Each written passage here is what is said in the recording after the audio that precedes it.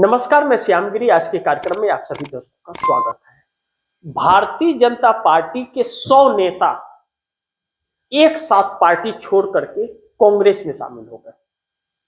राहुल गांधी की एक बड़ी जीत भी मानी जा सकती है, लेकिन गोदी मीडिया इसे नहीं दिखाएगा। गुजरात से यह जब खबर आई तो बड़ी चौंकाने वाला थी। गुजरात हमारे देश के प्रधानमंत्री का होम टाउन है, वहीं से आते हैं। दुर्भाग्य है कि वहां से आते हैं।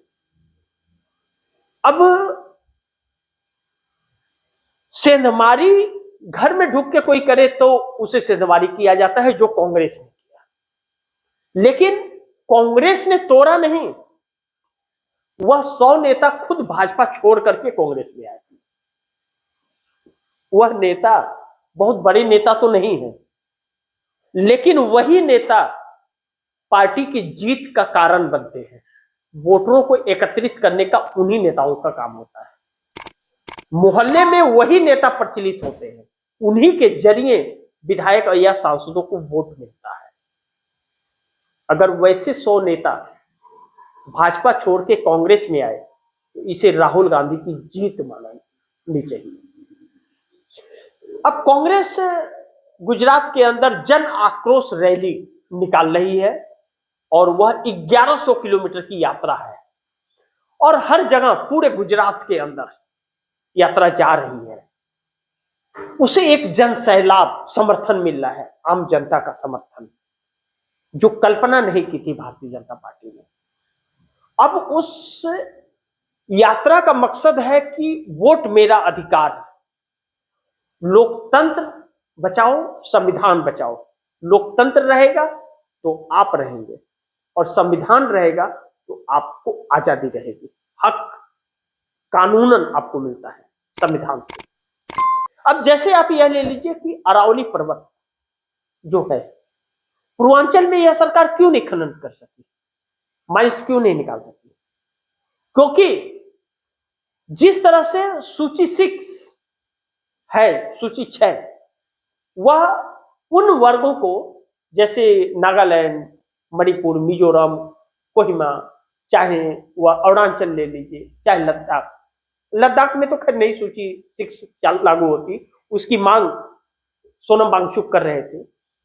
ऐसे में वह सरकार का और संविधान का नहीं, वहां के लोगों का कानून लागू होता है। वह चाहेंगे तो आप कुछ कर सकते हैं।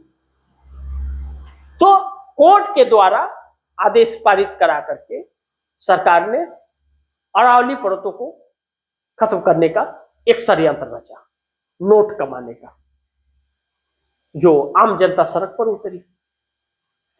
सरकार ने पूरी तरह से घुटने टेक दिए, यह बात तो नहीं कह सकते थे, लेकिन सरकार को उखाड़ कर जनता फेंक देगी, इस बात की गारंटी है। क्योंकि जनता पर्यावरण बचाने के लिए सड़क पर आकर के खड़ी हो गई है। ऐसे में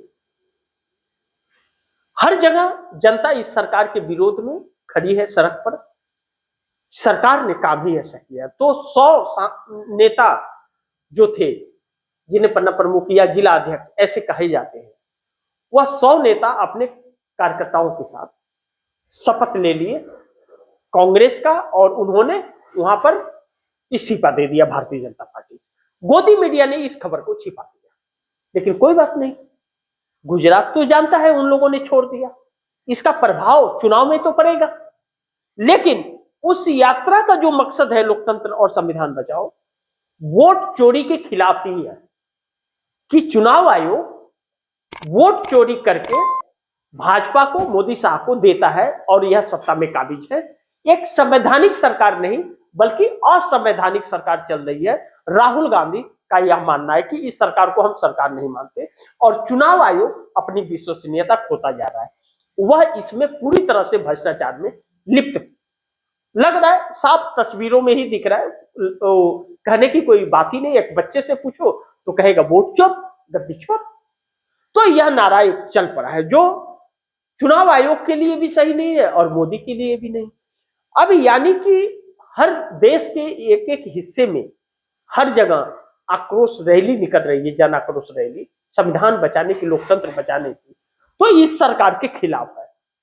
और सरकार किसकी है? भाजपा की, मोदी शाह की। मोदी शाह की भाजपा आप कह सकते हैं। क्योंकि भाजपा ऐसी पहले नहीं थी।